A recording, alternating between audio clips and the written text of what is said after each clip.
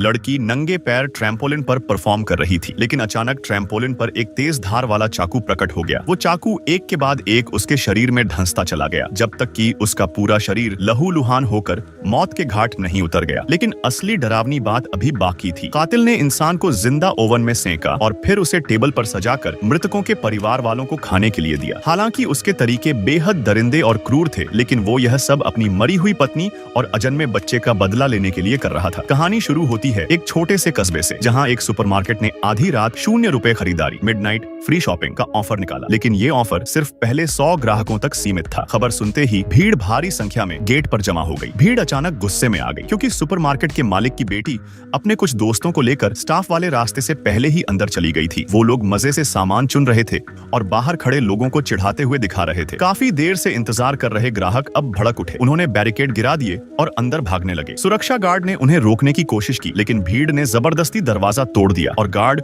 वहीं कुचलकर मर गया। भीड़ पागल कुत्तों की तरह बर्ताव करने लगी। एक आदमी का गला टूटी हुई कांच से कट गया और वो जमीन पर तड़पने लगा, लेकिन किसी ने उसकी परवाह नहीं की। सब बस सामान लूटने में लगे रहे। एक नौजवान उस जख्मी शख्स की मदद के लिए गया, लेकिन उसकी बांह तुरंत भीड़ ने कुचलकर तोड़ दी। वो दर्द से जमीन पर तड़पने लगा। एक गर्भवती औरत घबराकर पीछे हटने लगी, लेकिन भीड़ ने उसे गिरा दिया। वो रेंगते हुए सुरक्षित जगह तलाश रही थी कि अचानक एक शॉपिंग कार्ट उसके सिर से टकरा गई। उसके बाल कार्ट के पहिए में फंस गए और उसका पूरा स्कैल्प उखड़ गया। लोग इस अफरा तफरी में अपनी भड़ास निकाल रहे थे। आखिरकार पुलिस चीफ आया और किसी तरह भगदड़ पर काबू पाया। ये घटना जल्द ही हेडलाइंस बन गई। इस फ्री शॉपिंग नाइट में 50 लोग मारे गए और करीब 100 जख्मी हुए। पीड़ित परिवारों ने सुपरमार्केट मालिक को दोषी ठहराया, लेकिन उस रात की सीसीटीवी फुटेज डिलीट कर दी गई थी। आखिरकार बड़े बड़े लोगों ने पैसे देकर मामले को दबा दिया। सुपरमार्केट ने मुआवजा दिया और केस वहीं खत्म कर दिया। लेकिन असली कहानी अब शुरू होती है। उस रात शॉपिंग कार्ट से एक गर्भवती औरत को मारने वाली मोटी लड़की फैट गर्ल ड्यूटी खत्म कर घर जाने ही वाली थी कि उसने टेबल पर एक अजीब सा मास्क देखा। वो समझी शायद कोई ग्राहक भूल गया होगा। उसने मास्क उठाकर चेहरे पर पहन लिया, बिना ध्यान दिए कि पीछे एक परछाई खड़ी है। उसने मास्क शेल्फ पर रख दिया और कपड़े बदलने लगी। अचानक किसी ने उसका गला पकड़ लिया और सिर को दबा दिया। फिर उसने फ्रीजर का लोहे का दरवाजा खोला और मोटी लड़की का चेहरा उसमें चिपका दिया। ठंड से उसका चेहरा फ्रीजर पर चिपक गया और वो हिल भी नहीं पाई। इसके बाद कातिल ने कुल्हाड़ी उठाई। जान बचाने के लिए मोटी लड़की ने अपना चेहरा खींचकर त्वचा उखाड़ ली। वो चीखते हुए भागी और फोन उठाकर पुलिस को कॉल करने की कोशिश की, लेकिन उसके चेहरे की पहचान बिगड़ चुकी थी। फोन अनलॉक नहीं हुआ। उसने सीवीसी में देखा कि कातिल चला गया है। वो बैग उठाकर कार की ओर भागी, लेकिन जैसे ही बाहर पहुंची उसकी कार की हेडलाइट्स जल उठी। कार ने तेज रफ्तार में टक्कर मार दी। लड़की भागने की कोशिश करती रही, लेकिन कार ने उसे 2 टुकड़ों में बांट दिया। अगले दिन उसकी आधी लाश सुपरमार्केट के लोगों पर लटकती मिली। लोगों को पिछले साल के थैंक्सगिविंग डे मर्डर की याद आ गई। पुलिस चीफ ने तुरंत लाश ढकने को कहा, लेकिन लिस और उसके दोस्तों को लड़की का आधा शव वाला फोटो भेजा गया। इसके बाद कातिल सुरक्षा गार्ड के घर पहुंचा। उसने तार से उसका गला घोंट दिया। गार्ड का सिर काटकर बैग में डाल लिया, लेकिन गार्ड के घर की बिल्ली को अकेला देखकर कातिल ने उसे ढेर सारा कैट फूड डालकर खिलाया और उसकी तस्वीर लिस को भेज दी। पुलिस पूरी तरह उलझ गई कि कातिल की असली मंशा क्या है। अगले दिन लिस की सबसे अच्छी दोस्त जिम में प्रैक्टिस कर रही थी। वो कुछ नए मूव आजमाना चाहती थी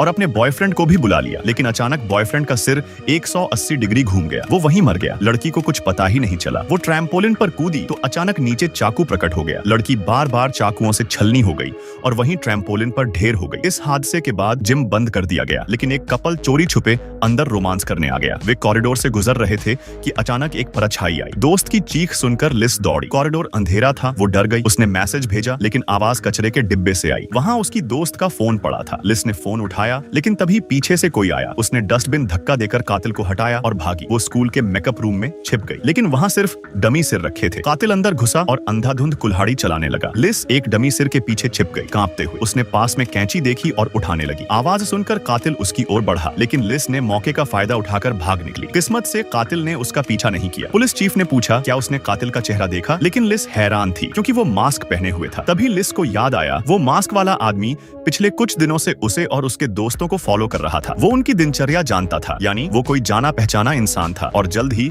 लिस की दूसरी सहेली भी कातिल का शिकार बन गई। वो घर में कान साफ कर रही थी, तभी पीछे से कातिल आ गया। शायद अब उसे कभी कान साफ करने की जरूरत नहीं थी। उसका फोन अब भी चालू था। कातिल ने फोन उठाया और लिस को उसकी हालत दिखाई। लड़की ने मौका पाकर हाथ से ईयर कॉटन निकाला और भागी, लेकिन बाहर देखा उसके पिता पहले से मरे पड़े थे। वो किसी तरह सीढ़ी तक पहुंची, लेकिन कातिल ने उसके बाल पकड़कर खींच लिया। तभी उसी वक्त वहां लिस और उसका दोस्त ब्लैक पहुंच गए। आखिरकार लड़की सीढ़ी तक पहुंच ही गई, लेकिन तभी आदमी ने उसके बाल पकड़कर उसे वापस घसीट लिया। अच्छा हुआ कि ठीक उसी वक्त पास में लिस और उसका दोस्त ब्लैक पहुंच गए। खून की छींटें चारों तरफ उड़ गईं। लिस डर के मारे कांप उठी। कातिल वहां से निकल गया, लेकिन ब्लैक ने लड़की को उठाकर देखा। वो पहले ही दम तोड़ चुकी थी। अब अगला दिन थैंक्सगिविंग डे था। रिवाज के मुताबिक शहर में परेड होने वाली थी। लिस ने सोचा यही मौका है कातिल को सामने लाने का। उसने पुलिस से अपनी सुरक्षा बढ़वा दी। परेड के बीच भीड़ में सचमुच मास्क वाला आदमी दिखाई दिया। लिस को लगा यही वही कातिल है, लेकिन उसके जैसे मास्क पहने कई लोग थे। पुलिस समझ नहीं पा रही थी कि असली कौन है। तभी एक जोकर अचानक आया और एक कुल्हाड़ी से पीले बत्तख वाले गुब्बारे का सिर उड़ा दिया। भीड़ में अफरा तफरी मच गई। कातिल सामने आ चुका था। पुलिस ने फौरन लिस और उसके परिवार को गाड़ी में बैठाकर भागना चाहा, लेकिन तभी जोकर ने पुलिस पर हमला कर दिया। उसने झुककर कार के अंदर झांका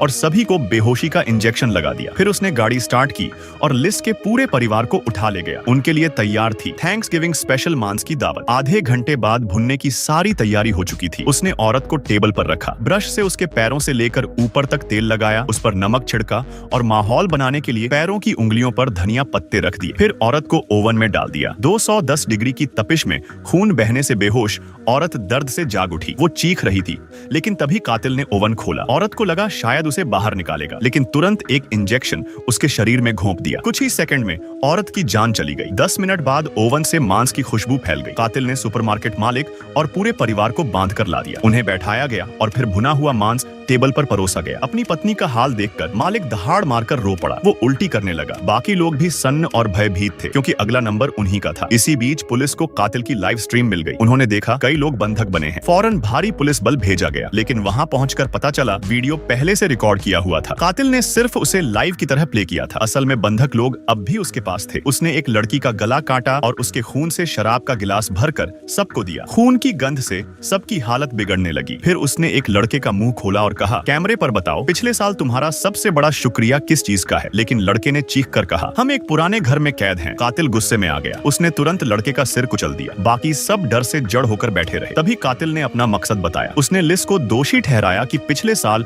उसी ने अपने दोस्तों के साथ सुपरमार्केट में पहले जाकर सामान चुना था। बाहर खड़े लोगों के गुस्से का कारण वही बनी थी। इसी वजह से भगदड़ मची और उसकी पत्नी, जो गर्भवती थी, मारी गई। इसलिए इस साल वो उन सब विशेषाधिकार वाले लोगों को मारना चाहता था। उसने मालिक की पत्नी की जांघ का टुकड़ा काटा और मालिक से कहा, पहला कौर तुम खाओ। लेकिन भला कौन अपनी पत्नी का मांस खा सकता है। इसी दौरान ब्लैक ने रस्सी खोलकर हमला कर दिया। लड़ाई में लिस भी रस्सी काटकर भाग निकली। कातिल ने ब्लैक को घायल कर दिया और लिस का पीछा किया। लिस दौड़ते दौड़ते कांटेदार तार पार कर गई। कातिल उसकी तरफ देखता रहा। लिस शहर की सड़क पर पहुंची, जहां एक पुलिस कार खड़ी थी। वो मदद मांगने पहुंची, लेकिन देखा पुलिस चीफ जमीन पर घायल पड़ा था। अचानक लिस ने एक परछाई को पास के घर में जाते देखा। उसने चीफ की बंदूक उठाई और पीछे गई। अंदर जाकर देखा कर्ली बालों वाला लड़का छिपा हुआ था। लिस को शक हुआ, क्या वही कातिल है। वो सोच ही रही थी कि पुलिस चीफ अंदर आया। उसने बंदूक छीनी और कहा, बाहर जाओ। लिस बाहर निकली ही थी कि गोली चली। थोड़ी देर बाद चीफ बाहर आया और कहा, मैंने उसे मार गिराया। उसने बताया कर्ली ही असली कातिल था, क्योंकि पिछले साल भगदड़ में उसका हाथ टूटा था और वो बदला लेना चाहता था। पुलिस ने पूरे शहर में कर्ली को पकड़ने का प्लान बना लिया, लेकिन लिस ने ध्यान दिया चीफ की पैंट पर वही घास लगी थी